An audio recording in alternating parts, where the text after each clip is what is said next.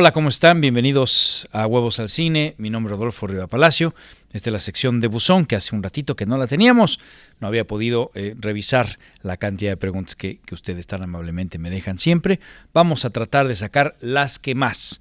Comenzamos.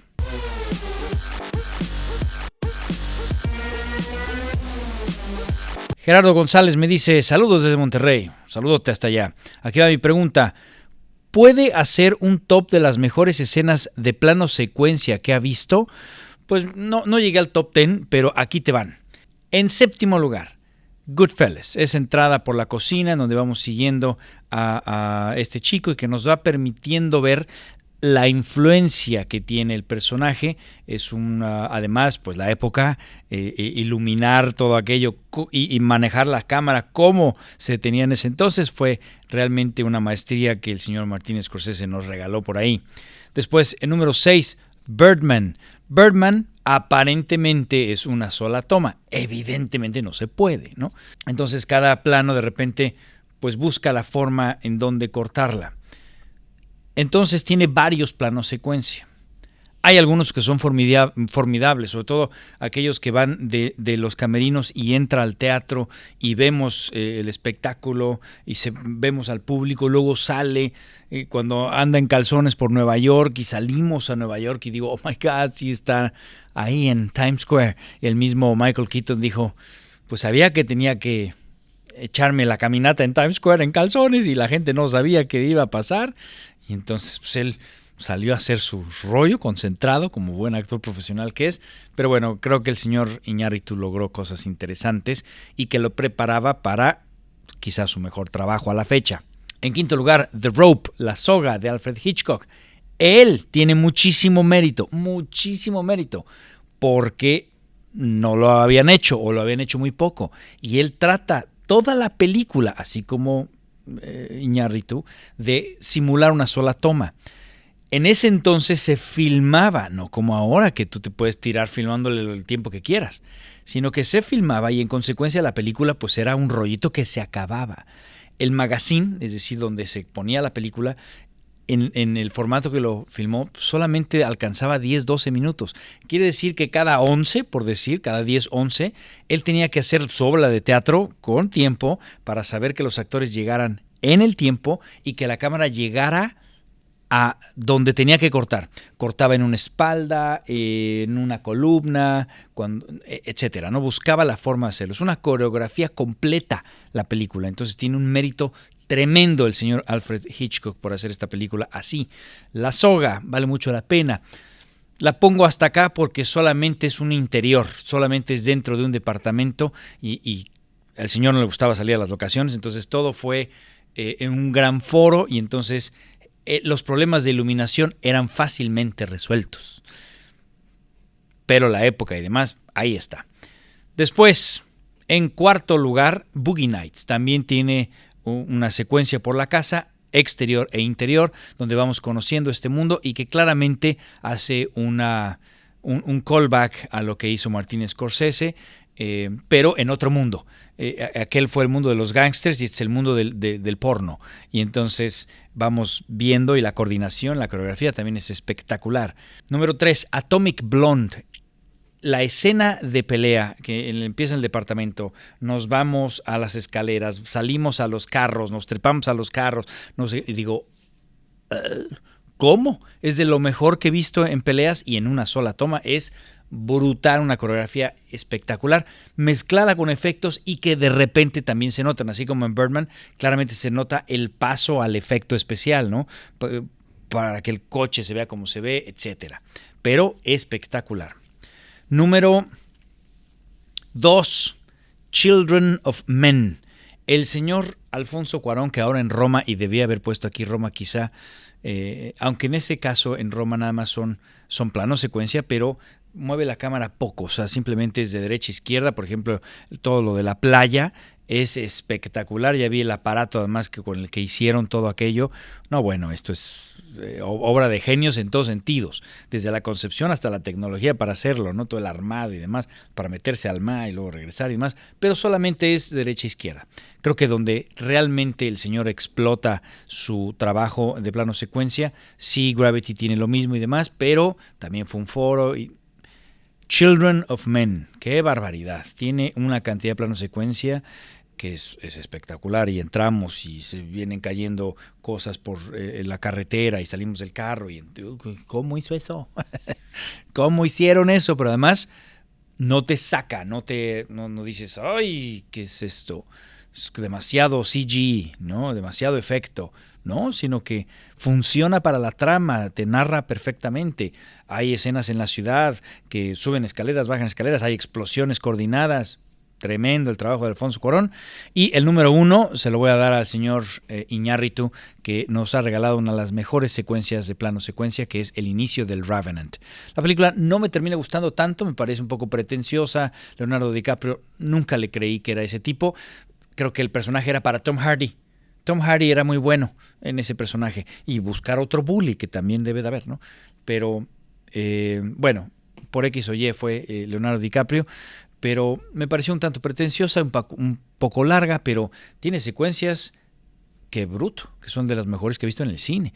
La pelea con el oso también es un plano secuencia, es tremenda, pero el inicio, esa batalla que empezamos en el agua, levantamos, además todo esto iluminado con luz natural y 2, 3 rebotes si tú quieres, pero luz natural, oh my God.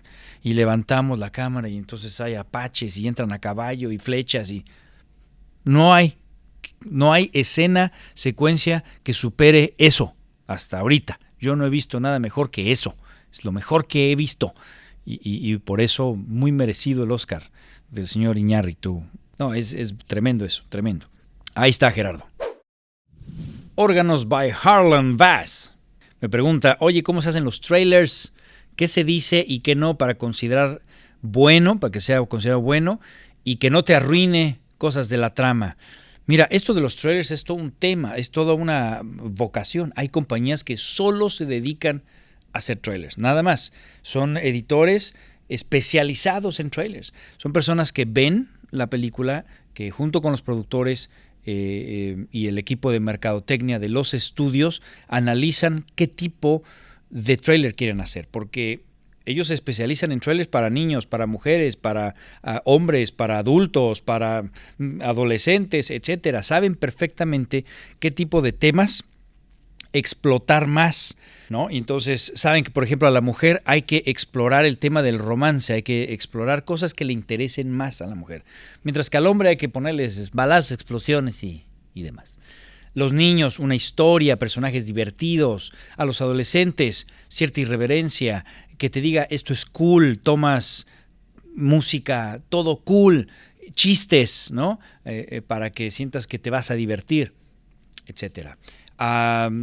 Gente, adultos mayores, también hay una forma de acercárseles, dándoles una profundidad de historia, etcétera. Resaltando el nombre de los actores o del director, etcétera. Hay de verdad caminos muy bien estudiados y en consecuencia pues son gente muy especializada.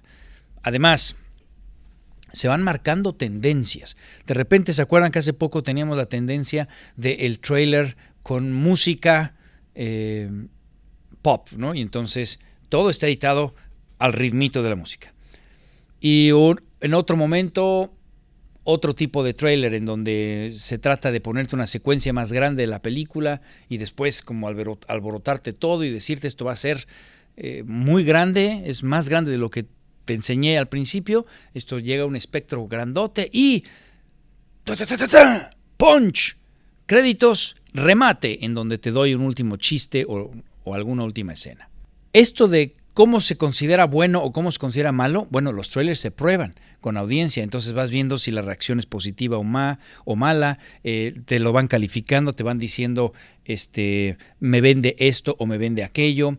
También sabes de qué depende de si la película es buena o mala. Si la película es pésima, ok, entonces hay que amortizar la pérdida. ¿Cómo le hago para venderte algo que no es? Porque si te vendo lo que traigo, no lo vas a querer comprar. Entonces te lo tengo que revolver y te tengo que medio engañar con la mercadotecnia y decirte, esta película te vas a divertir, es de acción y te la vas a pasar increíble. Y tú ahí vas y dices, como Transformers, y ahí vas y dices, ¡ay! Todo lo que hay en la película se ve súper cool.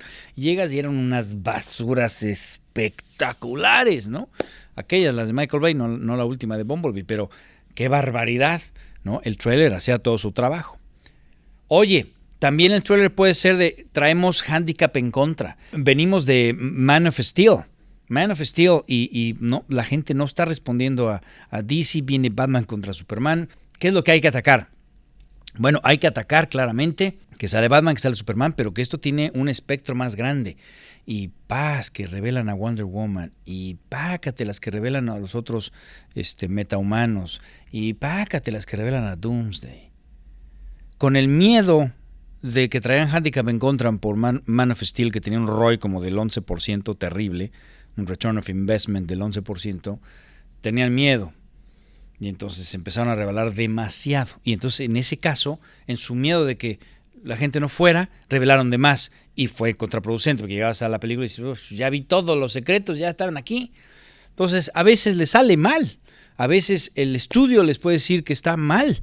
Me explico el estudio que hacen. Y entonces, oye, ¿te gustó así? Sí, me encantó el tráiler. Oye, nos salió muy bien el estudio. Y sacan el tráiler y pácatelas, no.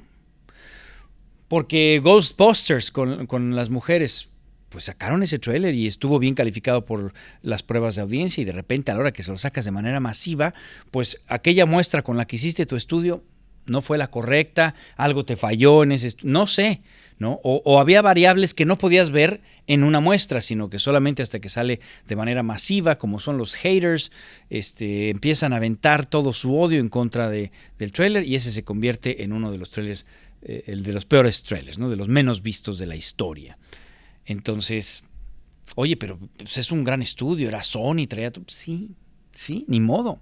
Entonces, no hay realmente más allá. Estos chicos están especializados, hacen todas estas pruebas. El estudio le invierte un dineral y aún así a veces te sale mal.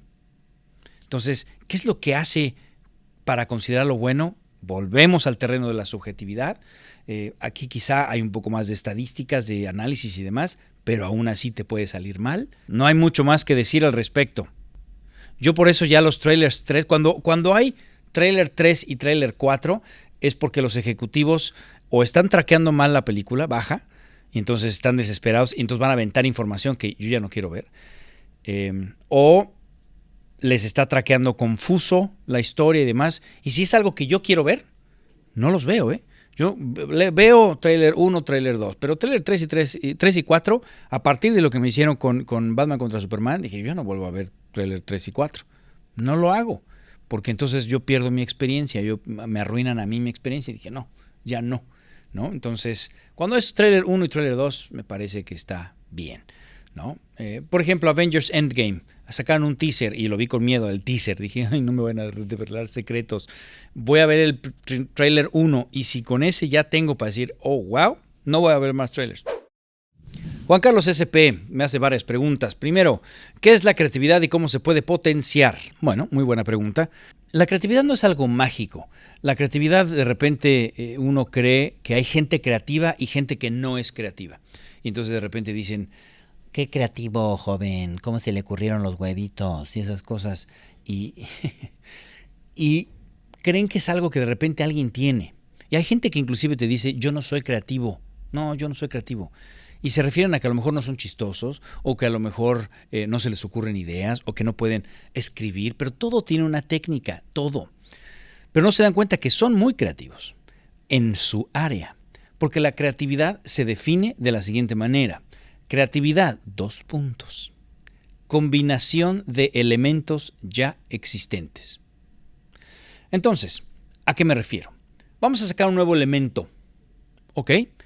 Para sacar el nuevo elemento tengo que combinar lo ya existente. Si yo tengo 2 elementos, A y B, pues las combinaciones que puedo hacer son muy limitadas, ¿no? Entonces puedo hacer A, B, B, A, B o B, A. ¿No? Nada más, son 2 elementos, entonces combino y por más que le hago... Pero si tengo 100 elementos o simplemente el alfabeto, Si tengo todas las letras del alfabeto, bueno, puedo crear todo un lenguaje o varios lenguajes, ¿me explico? A la hora de combinar todos esos elementos. De la misma manera se aplica para cualquier cosa. Si tú quieres crear un guión, tienes que ver películas, tienes que empaparte de películas. Es decir, tienes que hacerte de tu A, tu B, tu C, tu D, etc. Tienes que hacerte de elementos. Tienes que leer guiones. ¿Quién es más creativo? ¿Aquel que haya visto 10 películas en el año o el que vio 80 películas al año? ¿Quién puede ser más creativo? Evidentemente el que vio más películas. Cuando les dices, a ver los dos, díganme una historia. Bueno, uno tiene más elementos porque vio más películas. Entonces, hay cosas cuando tú estás viendo una película que inmediatamente te evocan algo y dices, ¡ah! Claro, y a mí se me ocurre hacer esta película. Y lo estás combinando a lo mejor, ¿por qué se te ocurre? Porque la estás combinando con ese elemento que estás viendo, que estás incorporando, con a lo mejor la historia de tu abuelita o algo que viste en las noticias o no lo sé. Y a la hora que lo juntas tienes una nueva película. Es así como surge la creatividad. De tal manera que los escritores, que los guionistas, que los directores son creativos porque se empapan de muchas cosas. El director es un todólogo, el director tiene que ver todo tipo de películas, tiene que leer mucho, tiene que ir al teatro, tiene que ballet, ópera, pintura, etcétera, ¿no? Y hay ciertos directores que les va gustando más sus fuentes creativas, ¿no? A lo mejor en el ballet o a lo mejor en la pintura, y a otros a lo mejor más en los cómics. Entonces hay muchos directores que son muy buenos directores para cómics porque han leído mucho cómics y sus tomas son brutales y son rápidas y demás y encuadres así medio como si fueran paneles de cómics, porque de ahí viene su creatividad. De tal manera que cualquiera puede ser creativo. Si tú me dices, oye, yo soy un doctor, los doctores son altamente creativos.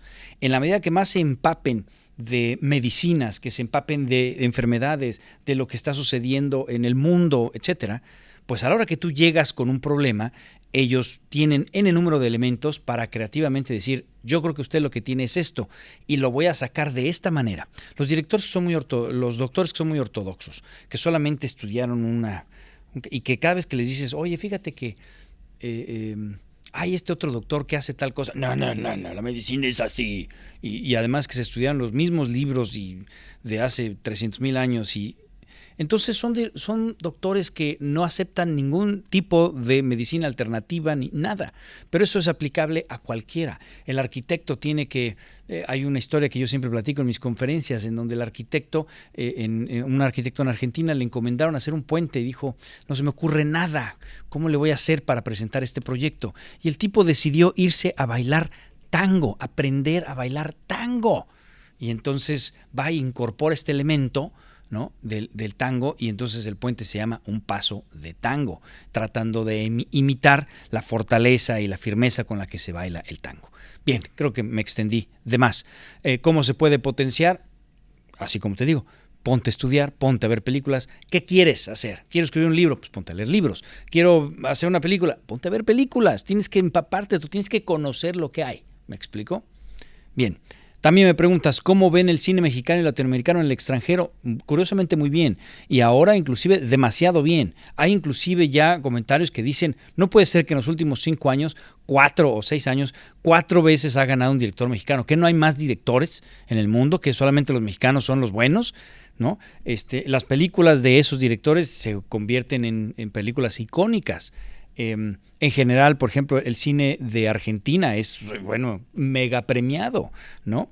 Y quizá hay algunos países que todavía no han logrado tener una industria muy desarrollada y entonces de repente es raro decir, las películas, me lo invento, no quiero ofender a nadie, ¿no? Pero las películas nicaragüenses, ¿no? El cine nicaragüense tiene esta... No, quizá no puedes decir eso de ese cine, pero sí del peruano, del venezolano, del colombiano, quizá por supuesto, del argentino, el brasileño, el mexicano. O sea, hay ciertos países que tienen un poquito más de industria que otros, claramente.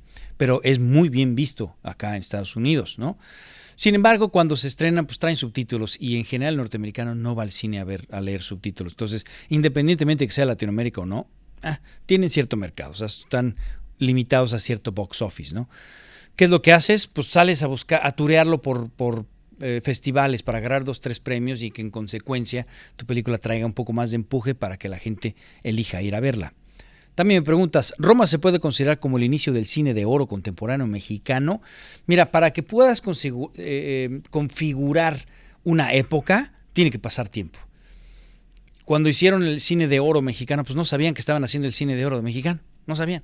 Es hasta que pasa esa época y que Hollywood vuelve a tener la industria que hoy por hoy tiene y que aplasta un poquito la industria nacional y que llega en consecuencia el cine de ficheras y demás, que dices, oh, aquello fue nuestra época de oro, y entonces le empiezas a llamar así. Sin embargo, el hecho de que tú digas que Roma inicia el cine de oro mexicano, ha habido buenas películas mexicanas por ahí, esporádicas. Lo que pasa es que la industria necesita una base de cine comercial, porque si no, no hay forma de sustentarla. Entonces, se muere, ¿me explico? Hoy por hoy está en su mayoría subsidiado nuestro cine por apoyos gubernamentales, y en consecuencia pues no hay mayor riesgo para los productores, no, los inversores arriesgan poquito. Y no sé si te has dado cuenta que en los últimos 5 años nuestra audiencia ha visto más cine mexicano.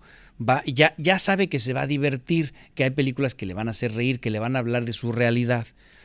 En consecuencia, ya estamos nosotros como audiencia aceptando nuestro propio cine.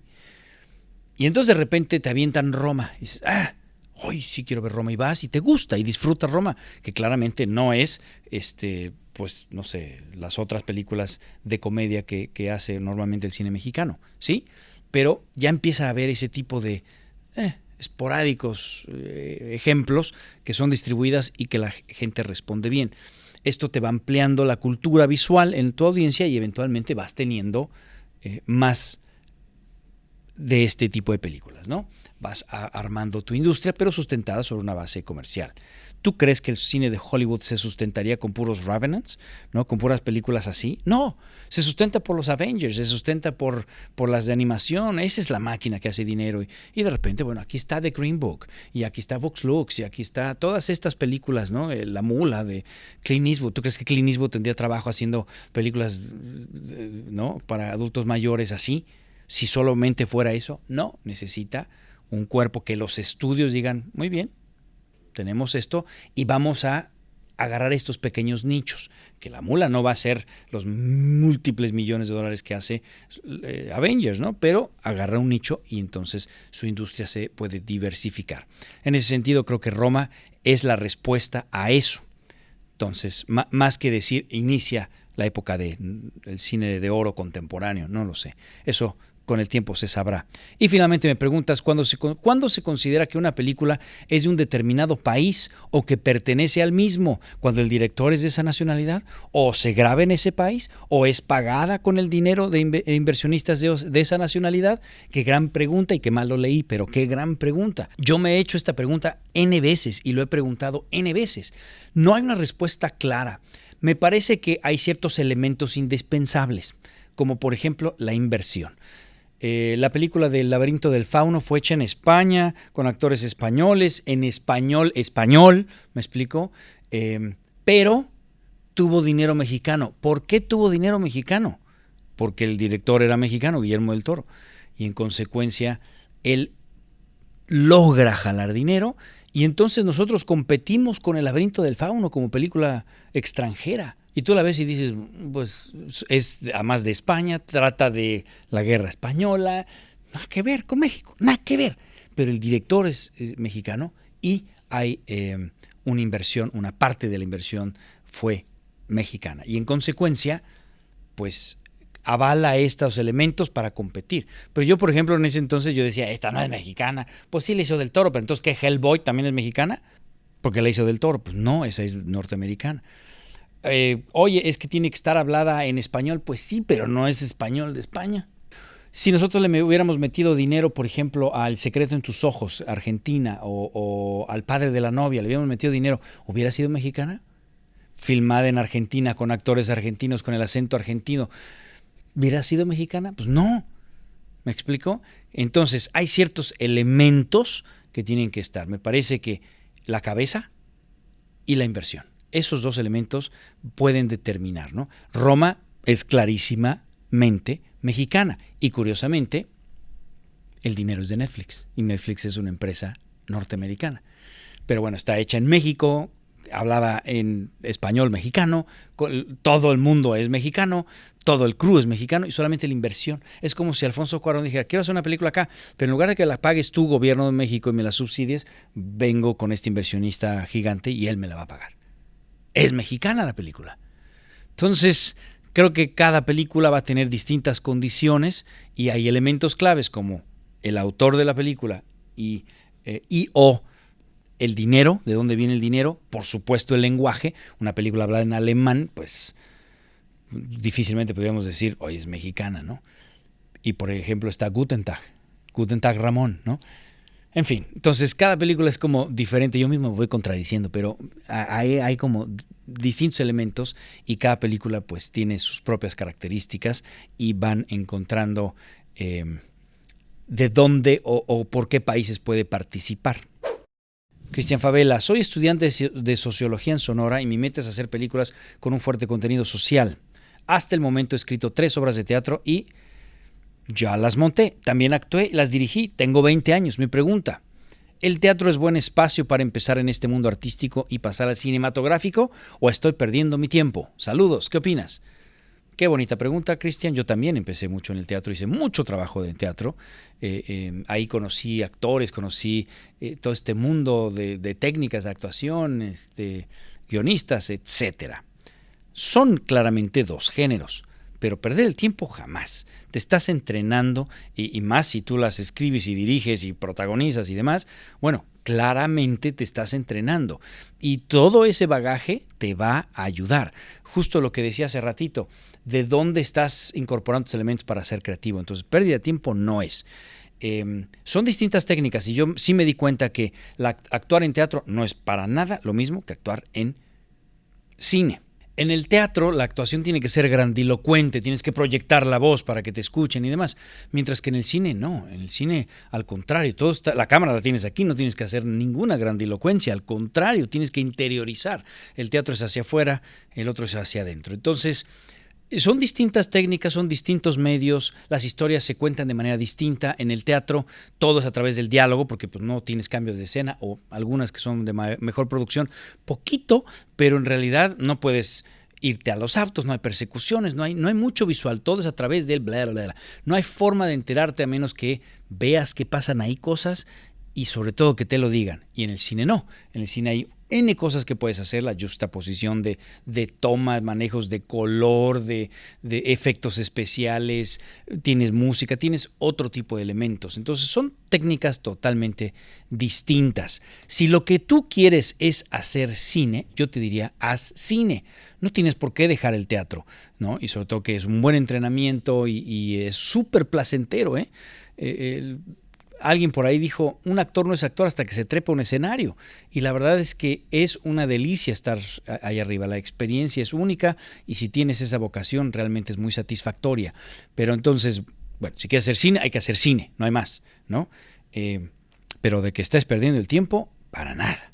Jesús Armando Valle Campos, hoy por hoy, ¿qué consejos hubieses deseado que te dieran cuando recién iniciaste en la producción audiovisual? Creo que la parte técnica me hubiera gustado saber más en cuestiones técnicas, porque hoy que tengo mis cortometrajes que hice en ese entonces, esa parte fue la que siempre deseché. Dije, no importa, hombre, que salga con cualquier cámara, como sea, ¿no? Y en consecuencia, hoy no puedo hacer nada con aquellos cortometrajes. Ahí los tengo y por ahí me han pedido, a ver, queremos verlos, pero técnicamente pues, son una chafada espectacular. Entonces, narrativamente se nota que hay, no sé, una cierto lenguaje cinematográfico, etcétera, pero técnicamente están chafa. Quizá también en actuación, esto que acabo de comentar sobre la grandilocuencia, mis actuaciones mías y como dirigía yo a mis compañeros son demasiado grandotas para la cámara, porque lo mismo, mi bagaje también era el teatro, ¿no? También me preguntas, ¿y qué tipo de consejos técnicos, creativos, administrativos y económicos, oiga usted, le darías a quienes buscan producir? Como tengo entendido que iniciaste sin apoyo económico de terceros. Bueno, creo que consejos técnicos te lo acabo de decir. Ya hoy está muy fácil que tengas una HD, por lo menos HD, ya olvídate el 4K, HD por lo menos que tengas una cámara así, disponible, de buena calidad. El audio es importantísimo. Si una película no se entiende bien, si no está bien microfoneada, se siente horrible, es pésimo. Entonces, la parte técnica, que tengas lo mínimo, 3, 4 luces, una cámara que fotografíe bien y un audio que esté bien. Vas a editar, hazlo de la mejor manera profesional, ¿no? Ahora, creativos. Ahí te diría, no te preocupes tanto, o sea, expresa lo que quieras expresar. Oye, es que acabas de decir que entre más elementos, más creativo. Sí, de acuerdo. Oye, yo no me siento creativo. De entrada tienes ya el impulso de producir. Bueno, eso que quieres producir, hazlo, sácalo, velo. O sea, sigo hablando de la producción, de las ideas. Entonces, haz eso que quieres hacer. No importa. Oye, que después, cuando ves tu trabajo hacia atrás, dices, chin, pues es que si hubiera sabido esto otro, no lo hubiera hecho así. Si es una historia que tanto te gusta, pues vuélvela a hacer. Y si no, simplemente dices, bueno, en ese entonces tenía esos elementos, pero necesitas hacerlo, porque hay elementos que se llaman experiencia, y esos solamente los adquieres haciendo la película, ¿no? Como le decían en Good Will Hunting, le decía Robin Williams a Matt Damon, ¿no? Le decían, a ver, amigo, tú me puedes citar N número de libros, pero no me puedes dar ningún ejemplo. Entonces, hay elementos que se adquieren con la experiencia. Entonces, salte a filmar lo que tengas en la cabeza hoy, ¿no? Los temas los vas a cambiar. Yo veo mis primeras películas y digo, qué babosada tan bestial, pero bueno, tenía 15 años. Cuando hice mi primer largometraje, amateur, chafísima, pues tenía 15 años. Y lo hice con mi hermano, mis amigos y demás. Y es una chafada, pero en ese entonces me dediqué a eso y tenía que sacar eso, y vas agarrando experiencia, no hay más.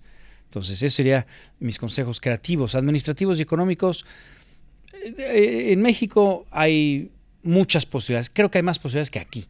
Aquí es muy difícil, los permisos, todo es demasiada reglamentación. En México somos un poco más laxos y creo que puedes... Bueno, yo llegué a filmar en un banco. Imagínate, afuera de un banco. Hice un asalto al banco, afuera, ¿no? Entonces tenía que tener el banco y salían corriendo los rateros con pistolas falsas, que ahora las pistolas son naranjitas, pero en ese entonces eran negras. Y entonces salían corriendo. Y era una sátira de Batman y Robin, que yo le llamé Ratman y Bobbin, y entonces se peleaban con los rateros y demás. Pues me cayó la policía como diciendo, ¿qué están haciendo afuera del banco? Bueno, fui y les dije, oiga, necesito policías con armas. Y no los fui a poner a los amigos.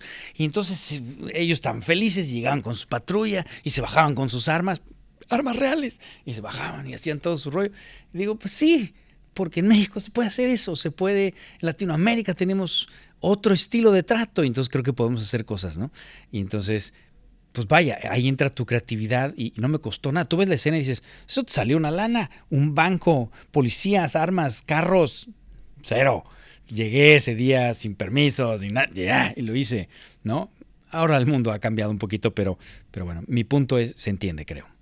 También me preguntas de qué forma crees que se podría incentivar a un público indiferente en el arte cinematográfico a apoyar nuevas propuestas.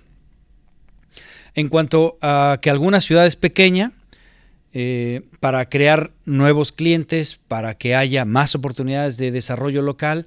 Por ejemplo, hemos organizado cineclubs, eventos como Comic-Con de bajo presupuesto. Bueno, pues así como lo estás haciendo. Ahora, la mejor forma de ayudar a tu comunidad creo que es haciendo lo propio, es haciendo lo que a ti te interesa. Si a ti te interesa hacer un cineclub, hazlo.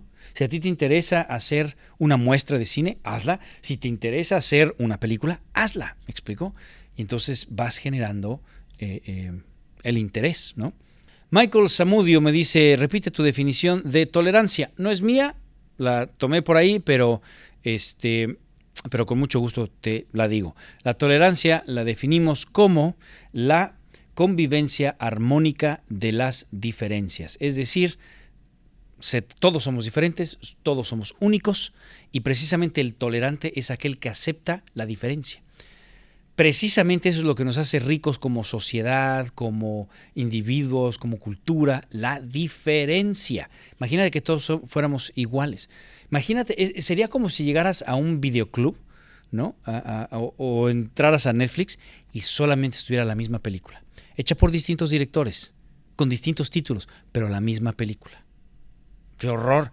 Precisamente la diferencia y la convivencia armónica de todas esas cosas distintas es lo que te da esta tolerancia, ¿no? Entonces, el intolerante no acepta la diferencia.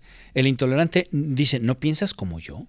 Te tengo que suprimir, te tengo que odiar, ¿no? Véanlo, por ejemplo, en los comentarios. Cuando toco ciertas películas como de cómics, Aquaman, bueno, DC o Marvel o de videogames, hay muchas personas que su mundo se ha limitado a ese videogame o a ese tipo de película o a ese universo y no aceptan una opinión distinta, no la aceptan.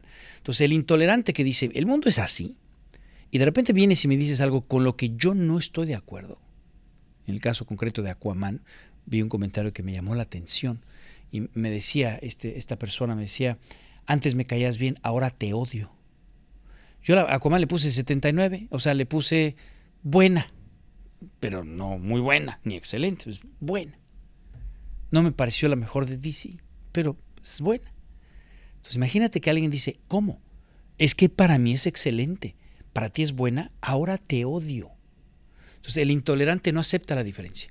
El intolerante te tiene que suprimir o convencer. Si no te puede convencer, entonces te tiene que odiar, matar, descalificar.